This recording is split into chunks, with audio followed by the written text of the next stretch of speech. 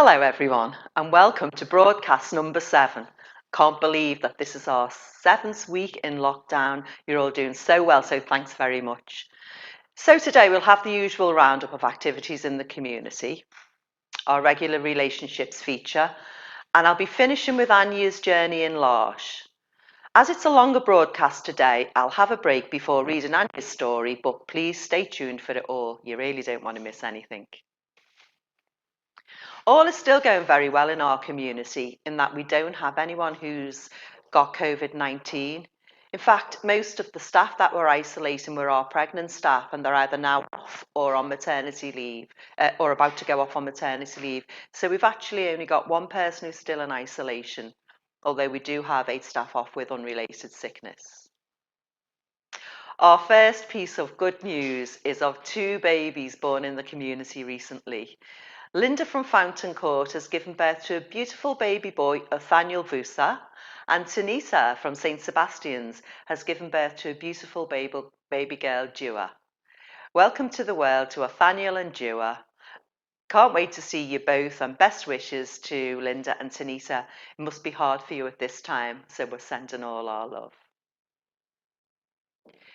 Before our regular features this week, I thought I would update you on what's been happening around the community. We had soup and prayer again on Monday this week. It was lovely and thought-provoking. We remembered the older members of our families who were around during the war, and both Joyce and Francis, and they weren't around during the war, were able to tell us stories of their parents because they met during the war. Last week's Glee Club was fabulous as usual.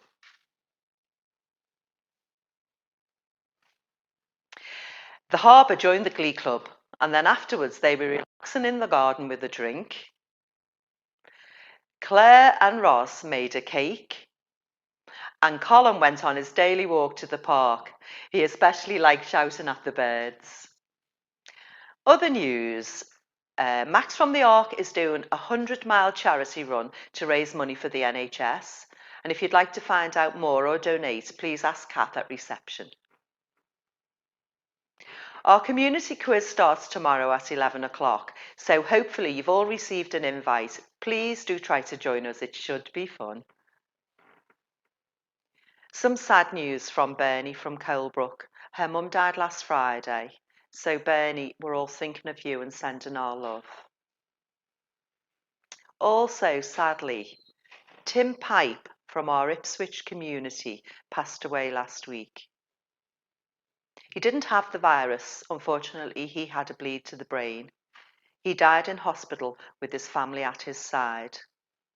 Tim was the Ipswich National Speaking Council rep and was here in Liverpool last year at our national gathering enjoying himself. Let us keep Bernie's mum and Tim in our prayers.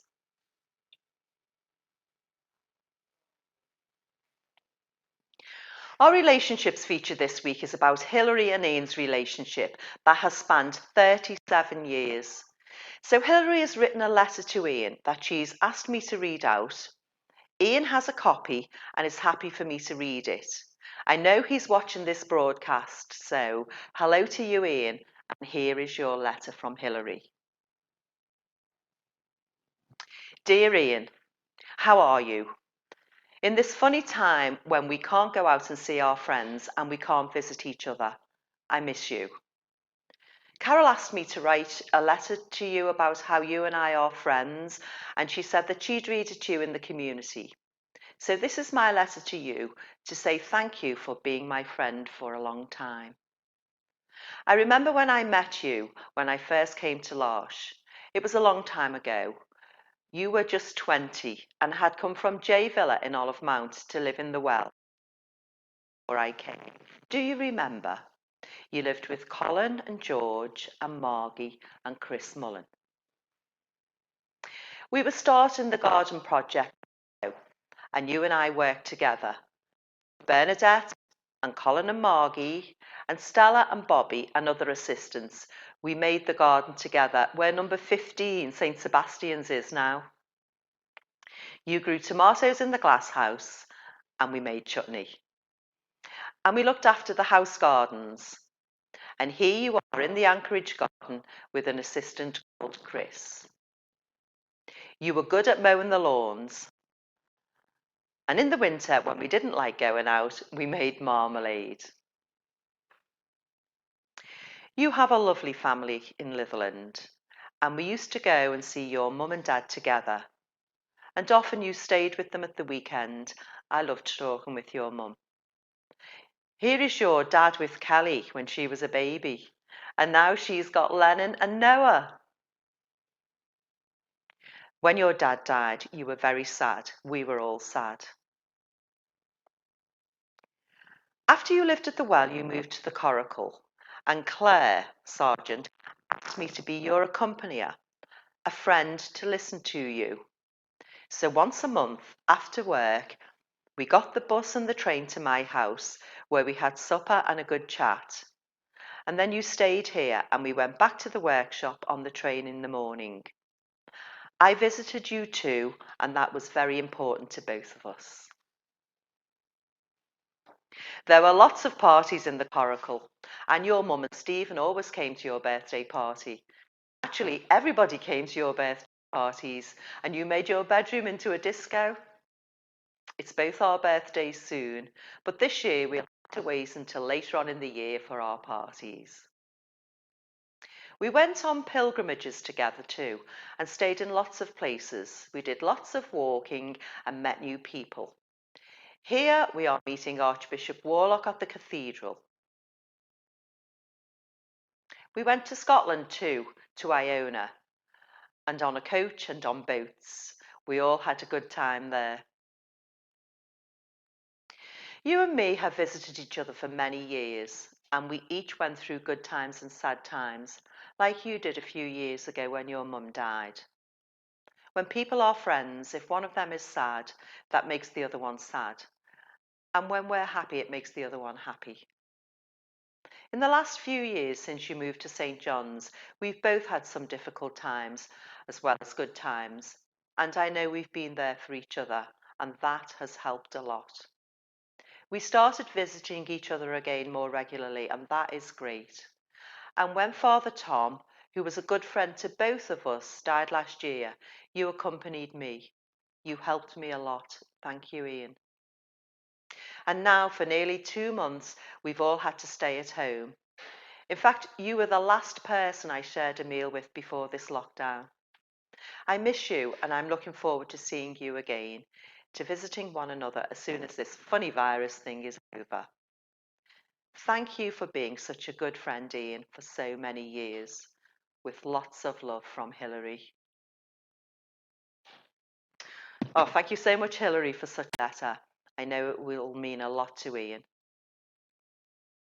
Next week, our relationship will be about Alphonse and Brian.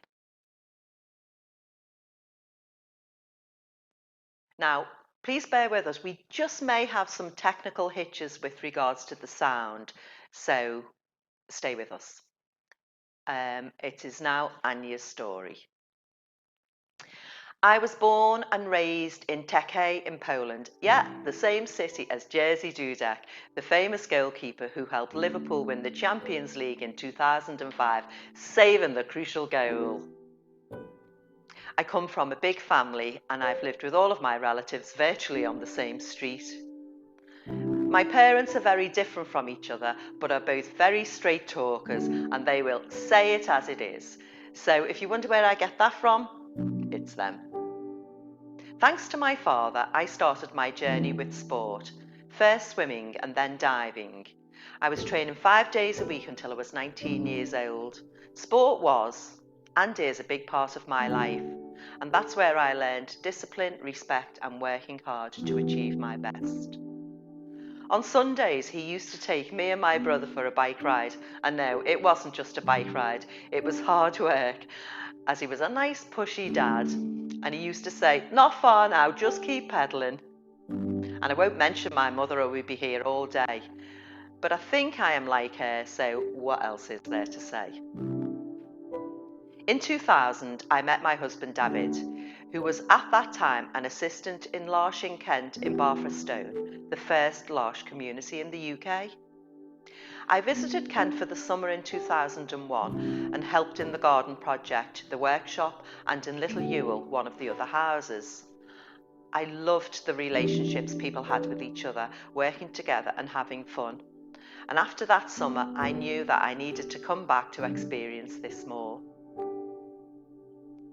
During my visits to Kent, I came to understand more about learning disabilities and mental health.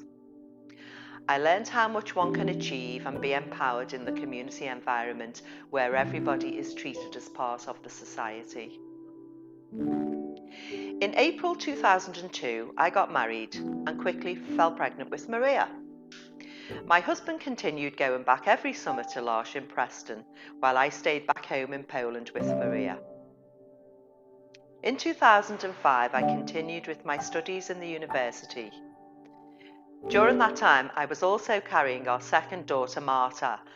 It was fun going to university, as for the best part of my pregnancy, nobody was aware that I was carrying a child. My fellow students simply thought that I was getting fat. Leaving Poland in 2007 was a decision that did not come easy. It was very hard for me to decide to leave Poland permanently, as all of my family and friends were in Poland. We came to Liverpool as my husband was working here at the time. Because of my previous experience with L'Arche in Kent, it was an easy decision to make for me to join L'Arche Liverpool. However, there were no full-time jobs going at the time, so I chose to be on the relief team. It was fun to help around the houses, as the relief concept was only new at the time, and it did give me an opportunity to meet lots of core members and assistants, and most of them are still around: Colin, Tina, Mark, Linda, Julia and Orshi. Settling down in Liverpool was emotionally difficult, but some of my friends that I made in the community at the time did help me get through, particularly Naima, who really down, and with her daughter we used to have play dates so often. One of my early memories in L'Arche Liverpool is when Margie and I went to the theatre to see The Sound of Music. At the final song, Margie stood up and started waving with her hands up in the air, and I couldn't let her do it herself, so I stood up with her and I did it as well. I felt very uncomfortable, as we appeared to be the only ones standing. However, when the song was finished and I looked back and I saw the rows of people standing and waving with us, it was such an emotional experience that I'll never forget it. And it did leave me with a big impact emotionally, never to hide your own emotion. Margie died in 2011. My academic background is geology. However, I quickly knew that my career was leaning towards care. In January 2008, I got an assistant contract and started supporting Paul in Siloam, where I also got to know Dawn, Margie, Sandra and Joy. On my first day in Siloam, I was called a lovely woman by Paul. He called me many other names in the next few years, but for those of you who knew Paul will know that I can only share that particular one. My friendship with Paul was very strong until the end. He showed me what friendship means and what it means to forgive and to trust. I was blessed to be next to him when he passed away in 2014. Dawn, she's always been a big part of my life and she always brings comfort when I need it. My life started to shift from 2013 when we opened Silk. We welcomed new core members. I was faced with new challenges and started to learn new skills to overcome them, as there were certain things that we'd never done before. And this is where Joy started trusting me and allowing me to develop my strength, but also give courage to make mistakes and learn from them. There are lots of memories of welcoming and getting to know new core members like Betty, San and Peter. But one particular incident that I would like to share is when me, Anna and Joy went to pick up Tina from the care home, which wasn't easy. Tina was stubborn like a rock, saying, yes, I'm ready to come, then wait, and then no, and she kept changing her mind. And I just remember me and Anna sitting with Tina in the taxi on our way to Green Lane thinking, oh, we still got to get her out of this taxi. And Tina wasn't giving in. In the end, we did manage to welcome Tina into her new home, and she settled very well. With Peter, I've got some amazing memories with his mother, who was full of life and always brought smiles to our faces, especially the times when Paul was not well. In 2014, Bobby came to Silk. Oh my God, what a journey. It was short, but it was intensive. Bobby had sign language for some assistance, and so we knew who he was asking for. Joy had an amazing relationship with Bobby, and I learnt a lot from it.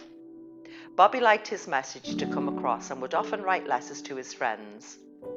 He was very spiritual, and he used to perform mass in his living room, inviting assistants to take part. We had to kneel, to bow, and to stand up at the right times. I was blessed to be around when he took his last breath. It was then when I realised, in retrospect, that I had become a leader, as Joy was away and I had to make a lot of decisions to support my team and to get everything right. I would like to mention that every end-of-life care that we were privileged to be a part of in Silk did inspire me and gave me pride in how, as Larsh, we say goodbye to our loved ones. It will always stay with me how we said bye to Margie, Paul, Tina, Nikki, Bobby and Kate. I started working as a deputy manager and we were trusted to open St Sebastian's in 2017. It was reassuring and encouraging the trust Stacey and Carol had put on us, and it was exciting to help settle new core members into their own flats. When I first became locality manager in 2019, I quickly realised that being a leader is about holding people together, nourishing them in both their strengths and their weaknesses, and that the day-to-day work is just background noise. I do take pride that I am blessed to be a leader in Larsh. I am grateful to be given this opportunity and recognition that I now have in the community. And it hasn't always been easy. Some of you who know me well enough know what I mean by that. I have made some amazing, long-lasting friends for which I will always be grateful. In the last 13 years, I have been a part of various difficult challenges. However, I would not still be here if I didn't enjoy my journey with Larsh. It is the best thing that has happened to me in my career. I am choosing to be in Larsh, and I have every intention to stay and learn new things every single day. Being a leader means there is always something waiting for me around the corner. Let's see what it is tomorrow. Thank you all for listening to my story, and thank you for all your support, especially my team in Silk. What a wonderful, heartwarming journey. Thank you, Anya. Next week we will feature Jimmy's journey. Okay, so now during the break, this is what I received. So we are celebrating some big birthdays. Hillary's, David Swan, Kenny, Joy and Joanne. I won't say what ages they are because they might not want anybody to know. Anthony Lynch wants to know if he can call Kath at 3 o'clock. What do you reckon, Kath? He can. Okay, and phone her at 3. Joanne Rose rang in and she'd like to wish David Swan, Kenny and Hillary happy birthday. And the ARC workshop would like to wish Chloe a happy birthday for Friday. Ken Nolan, Claire's father, has messaged us. A big thank you to everybody at the harbour for helping Claire through this difficult time. It's not easy given the lockdown. It's when the lockdown is easing and we start visiting each other. Is the Ark going to reopen anytime soon? Hiya, Ken. We'll certainly be letting you know when we can open the Ark. And from Steve, Butler Boycott, he said that Leah's been on Swift with Geraint Thomas. Oh, he's the famous cyclist from the Tour de France. Jake has made a lovely cup of tea. Amelia from Green Lane, congratulations to Tanita and Linda on your new arrivals from everyone at Green Lane. And Julie Graham, a big happy birthday to Joy from all of us at Fountain Court. Enjoy your day. And Tanisa has said she'd like to thank Amelia and everyone at Green Lane. So it's lovely that obviously everybody's watching and connecting, and I feel as though we're being able to get back to people. So thanks very much for all of that. Okay, so that's all for this week. So please continue to stay safe and, dare I say it, stay alert. I'll finish with a quote from Maya Angelou. If you find it in your heart to care for somebody else, you will have succeeded. Stay well. See you next week.